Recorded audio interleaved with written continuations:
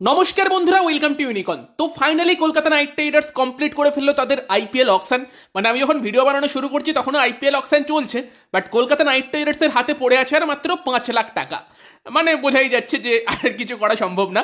তো সেই জায়গাতে দাঁড়িয়ে কিন্তু কলকাতা নাইট রাইডার্স পরের দিকে এসে আনসোল্ড প্লেয়ারদের যে আর কি লটটা আছে, সেই লট থেকে কিন্তু 5টা প্লেয়ার কিনলো। তো সেই 5জন প্লেয়ার কারা কারা, তারা কলকাতা নাইট রাইডার্সকে কিভাবে হেল্প করতে পারে, সেই সব নিয়ে আমরা আলোচনা করব। ইন্টারেস্টিং ভিডিও হবে, লাস্ট অব্দি দেখতে থাকো। আমাদের চ্যানেলে প্রথমবার এলে আমাদের চ্যানেলটিকে সাবস্ক্রাইব করে তার পাশের বেল আইকনটাকে অবশ্যই অন করে দিও। তো প্রথমেই যেই নামটা নিয়ে কথা বলতে হবে সেই নামটা হচ্ছে অজিঙ্কে রাহানে। তো অজিঙ্কে রাহানে 1.5 কোটি টাকায় কলকাতা নাইট রাইডার্সে ফিরল। এবার এই মুভটা কতটা ভালো সেই নিয়ে প্রশ্ন উঠতেই পারে, বাট অজিঙ্কে রাহানে 2023 সালে কিন্তু সিএসকেতে ব্রিলিয়ান্ট খেলেছিল, তার আগের বছরটা কেকেআরে ছিল, এবং মেবি কলকাতা নাইট রাইডার্স একজন এক্সপিরিয়েন্সড রাইট হ্যান্ডেড ব্যাটসম্যান খুঁজছিল যে টপ অর্ডারে বা মিডল অর্ডারে অ্যাজ এ ব্যাকআপ প্লেয়ার খেলতে পারে। মোটামুটি আমরা কলকাতার প্লেইং 11 কি হবে বুঝতে পারছি, তবে সেই জায়গাতে দাঁড়িয়েই মেবি এমন একটা প্লেয়ার অজিঙ্কে রাহানে যে কিন্তু তোমার প্লেইং 11-এর টপ অর্ডারে একটা ফিট, যেখানে তোমার নিচের দিকে খেলার জন্য তো অনেক ইন্ডিয়ান প্লেয়ার আছে। তো তুমি অজিঙ্কে রাহানেকে টপ অর্ডারে খেলাতে পারো বা তাকে অ্যাজ এ ব্যাকআপও ইউজ করতে পারো কোনো একটা প্লেয়ারের। মিডল অর্ডারের ব্যাকআপের জন্য তো আমাদের কাছে মনীষ পান্ডের মতো প্লেয়ার আছেই। তো সেখানে মেবি অজিঙ্কে রাহানেকে সেই জন্যই নিয়ে এসেছে তার এক্সপিরিয়েন্সটাকে কাজে লাগানোর চেষ্টা, এবং লিডারশিপ গ্রুপেরও একটা অংশ হতে পারে। মেবি যেরকম এগোচ্ছে সেখানে ভেঙ্কটেশ আইআরই হয়তো ক্যাপ্টেন হতে চলেছে, রাহানে তাকে হেল্পও করতে পারবে। সেই সব কিছু ভাবনা চিন্তা থেকে হয়তো অজিঙ্কে রাহানেকে কলকাতা নাইট রাইডার্স নিল। প্লেয়ার তো অবভিয়াসলি ভালো, প্লেয়ারের ক্লাস নিয়ে কোনো সন্দেহ নেই, এবং ইডেনের পিচে ব্যাট করতে পছন্দও করবে। ইডেনে খেলা দেখতে গিয়েছিলাম আমি 2023-এ, মনে আছে অজিঙ্কে রাহানে খুব ভালো ব্যাটিং করছিল সেবারে। সেই ফর্মটা পেয়ে গেলে খুব ভালো কথা। অজিঙ্কে রাহানেকে কিন্তু কলকাতা নাইট রাইডার্স নিয়ে এসেছে, দেখা যাক কতটা ভালো মুভ হয় সেটা 1.5 কোটিতে। বাট আমি পার্সোনালি ভাবছিলাম মায়াঙ্ক আগরওয়ালের জন্য কেকেআরে যাওয়া উচিত, যে 1 কোটিতে আসতো, 50 লাখ ওখানে কেকেআর বাঁচাতে পারতো। সাকিব হোসেন কিন্তু দলে ফেরাতে পারতো। সাকিব হোসেন কিন্তু obviously last year Kolkata Knight Riders ম্যানেজমেন্টকে খুব ইমপ্রেস করেছিল, এবং মেবি হাতে টাকা থাকলে কেকেআর হয়তো তাকে ফেরাতো। তবে অ্যাকচুয়ালি আমার একটা জায়গা নিয়েই কলকাতা নাইট রাইডার্সের এই টিমে চিন্তা থাকছে, সেটা হচ্ছে ইন্ডিয়ান বোলারদের ব্যাকআপ। সেই জায়গাতে তোমার কাছে অবভিয়াসলি বৈভব অরোরা এবং হর্ষিত রানা নতুন বলে স্টার্ট করার প্লেয়ার আছে।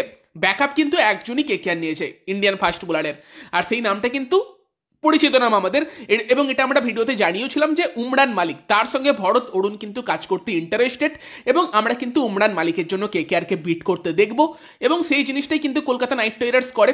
উমরান মালিকের জন্য কলকাতা নাইট রাইডার্স বিট করে, এবং সেই জায়গাতে দাঁড়িয়ে কিন্তু 75 লাখ টাকায় উমরান মালিক কিন্তু কলকাতা নাইট রাইডার্স দলে এসেছে। অবভিয়াসলি ভালো অ্যাডিশন, রিসেন্টলি হয়তো সেই ফর্মে নেই, বাট তার গতিতে আছে, ইয়ং প্লেয়ার। ভরত অরুণ যখন তার মধ্যে পোটেন্সিয়াল দেখতে পাচ্ছে, তার আন্ডারে কাজ করবে, এবং সেখানে কিন্তু ভরত অরুণের আন্ডারে খেলে বেটার হতে পারে। ভরত অরুণ কিন্তু অবভিয়াসলি একজন খুব ভালো কোচ, এবং সেই জায়গাতে দাঁড়িয়ে উমরান মালিক কিন্তু কলকাতা নাইট রাইডার্সে এসেছে।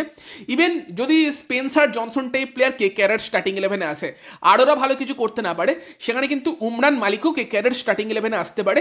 মানে হর্ষিত রানা, স্পেন্সার জনসন, উমরান মালিক, সেটাও কিন্তু একটা ফাস্ট বোলিং কম্বিনেশন হতে পারে। তবে ফাস্ট বোলারের আরও একটা ব্যাকআপ থাকলে হয়তো টিমের ওভারঅল স্ট্রেংথ বাড়তো, বাট কেকেআর খুব বেশি প্লেয়ার নেওয়ার জন্য পরিচিত নয়, ওই 21-22 জন প্লেয়ারকেই রাখে, এবং এবারে কিন্তু কলকাতা নাইট রাইডার্স স্কোয়াডে 21 জন প্লেয়ারই রেখেছে।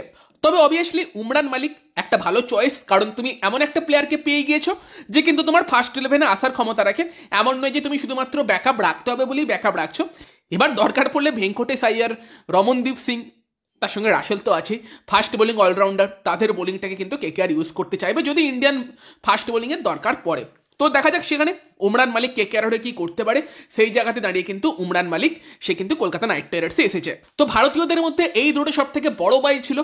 বাকিদের কথা বললে সেখানে কিন্তু অনুকূল রয়, তাকে কেকেআরের ফেরানো উচিত এটা মনে হয়েছিল।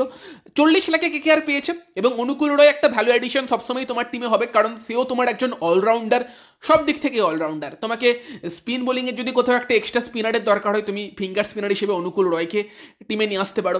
দুরন্ত একজন ফিল্ডার, এবং ব্যাট হাতেও কন্ট্রিবিউট করতে পারে।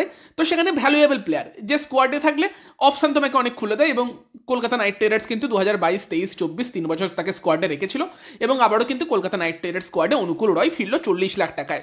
বাকি আরও দুটো প্লেয়ারকে কলকাতা নাইট রাইডার্স নিয়েছে।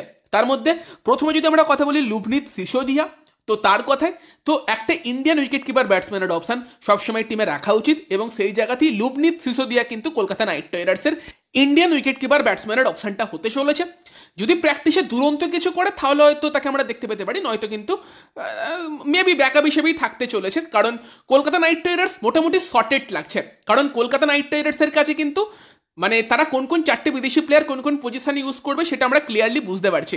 একজন বিদেশি বোলার, একজন অলরাউন্ডার, একজন top order wicket keeper batsman এবং আরও একজন স্পিন বোলিং অলরাউন্ডার। এবং সেই জায়গাতে বলতে গেলে তোমার কাছে টপ অর্ডার ব্যাটসম্যান হিসেবে কুইন্টন ডিকক ফার্স্ট চয়েস হবে, তার ব্যাকআপ হিসেবে গুরবাস আছে।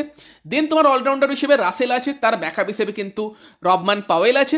দেন তোমার কাছে নিচের দিকে অ্যান্ড্রিক নরকিয়া, তার ব্যাকআপ হিসেবে স্পেন্সার জনসন, বা স্পেন্সার প্রথম টিমে খেললে তার ব্যাকআপ হিসেবে অ্যান্ড্রিক নরকিয়া, যাই বলো না কেন। এবং সেখানে কিন্তু ব্যাকআপের যে চয়েসগুলো আমি করেছিলাম সেগুলো কিন্তু খুব ভালো মিলেছে। রাসেলের ব্যাকআপ হিসেবে পাওয়েলের নাম বলেছিলাম, সেটা মিলেছে। দেন ব্যাকআপ ফাস্ট বোলার হিসেবে তোমার স্পেন্সার জনসনের নাম বলেছিলাম, সেটা মিলেছে। ব্যাকআপ উইকেট কিপার ব্যাটসম্যান হিসেবে গুরবাস, সেটা মিলেছে। এবং ফাইনালি কিন্তু সুনীল নারায়ণের ব্যাকআপ হিসেবে আসতে চলেছে হচ্ছে তোমার মঈন আলী। তো মঈন আলীকেও 2 কোটি টাকা খরচা করে কেকেআর নিল। দেখো মঈন আলী অথবা তার সঙ্গে তোমার সিকান্দার রাজা, এই দুটো অপশন হতে পারতো। এবার মঈন আলীর মেবি প্রাইসটা যদি 1 কোটি হতো ভালো হতো, কিছুটা সুবিধা হতো। বাট 2 কোটিতে মঈন আলী ঠিক আছে। সুনীল নারায়ণ তোমার ফার্স্ট টিমের প্লেয়ার, এবং নারায়ণকে তোমার রিপ্লেস করার জন্য এমনই একটা প্লেয়ার দরকার যে তোমাকে বল হাতে কিন্তু ওভার দেবে এবং ব্যাট হাতেও সেই এবিলিটি নিয়ে আসবে। নারায়ণ ধরো ফিট থাকলে প্রত্যেকটা ম্যাচই খেলবে, মঈন আলী সেক্ষেত্রে বেঞ্চেই থাকতে পারে। ইন কেস কোথাও যদি দরকার পড়ে এক্সট্রা স্পিনারে সেখানে নিয়ে আসতে পারে। বাট সেই জায়গাতে দাঁড়িয়ে ঠিক আছে, খুশি হতেই পারি আমরা যে 4টে বিদেশি প্লেয়ারের কিন্তু প্রপার 4টে ব্যাকআপ আছে। মানে বিদেশিদের নিয়ে কিন্তু কলকাতা নাইট রাইডার্সের কোনো সমস্যা হবে না। সেই জায়গাতে শর্টেড ইন্ডিয়ান ব্যাটিংয়ের দিকটায় অজিঙ্ক্য রাহানে কতটা ভালো চয়েস হবে সেটা তো সময় বলবে, যে রাহানে কি প্লেইং 11-এ স্টার্ট করবে নাকি কলকাতার কি ভাবনা চিন্তা থাকে।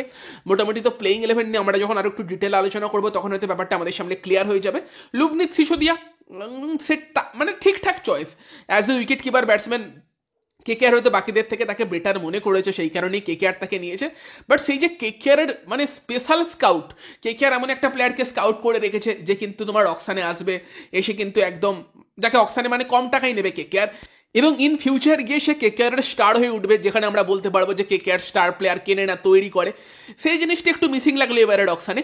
মেবি অভিষেক নায়ারের না থাকাটা কি সেটাকে এফেক্ট করেছে, কারণ কেকেআরের কিন্তু একাডেমিটা মিললে অভিষেক নায়ারই চালাতো। এই যে অঙ্ক্রিস রঘুবংশী টাইপের প্লেয়ার প্রত্যেকেই কিন্তু অভিষেক নায়ারের পিক। তবে ঠিক আছে, এমনিতেই কেকেআর স্কোয়াডটা যথেষ্ট ইয়ং, এবং সেই জায়গাতেই হয়তো কলকাতা নাইট রাইডার্স তারা এক্সপিরিয়েন্সটা আনতে চেয়েছে, যে এক্সপিরিয়েন্সটা কিন্তু ব্যাটিং অর্ডারে মনীষ পান্ডে বা অজিঙ্ক্য রাহানে দেবে। এবং নীতিশ রানার মতো একটা এক্সপিরিয়েন্স প্লেয়ারকে তারা স্যাক্রিফাইস করেছে। রানা চলে গিয়েছে বাট রাহানে এসেছে, খুশি কি তোমরা? বলা মুশকিল। বাট অ্যাকচুয়ালি রানার জন্য গেলে কলকাতা যে এত ভালো ব্যাকআপগুলো নিয়েছে সেগুলো করতে পারতো না। মেবি ওই যে ভেঙ্কটেশ আয়ারের ওপর প্রায় 10 কোটি ওভার স্পেন্ড করে ফেলা, সেটা হয়তো এফেক্ট করেছে। যাই হোক, সলিড একটা টিম তৈরি হয়েছে, সলিড ব্যাকআপও তৈরি হয়েছে।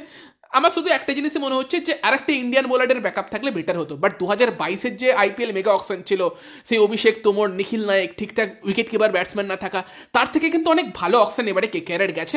ক্লিয়ার স্ট্র্যাটেজি একটা কেকেআর নিয়ে গিয়েছিল। হয়তো ভেঙ্কটেশ আয়ারের প্রাইসটা বেড়ে যাওয়াতে সেটা কিছুটা ধাক্কা খেয়েছে, বাট স্পেন্সার, কুইন্টন ডিকক, বৈভব আরোরা, এই যে প্লেয়ারগুলো যে প্রাইসে এসেছে সেটা কিছুটা মেকআপও করে দিয়েছে।